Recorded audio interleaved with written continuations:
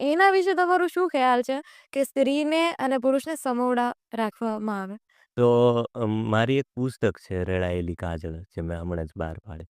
તો એમાં છે ને એના જવાબો છે અને જવાબો હું અત્યારે સમજાવું કે છે ને ઘણા બધા પુરુષો એવું કહેતા હોય કે બંનેને સરખા રાખો.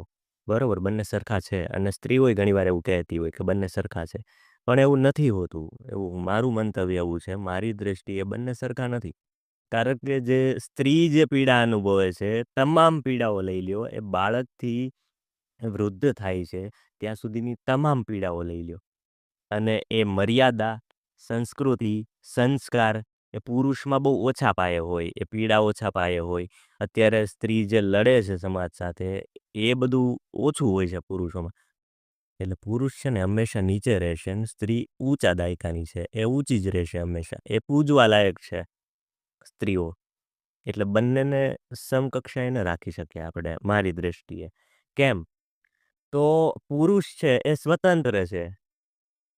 એ શર્ટ વગર ગમે ત્યાં રખડી શકે છે. સ્ત્રીઓએ કપડાં વિશે તો એને ઘરમાંય ધ્યાન રાખવું પડે છે.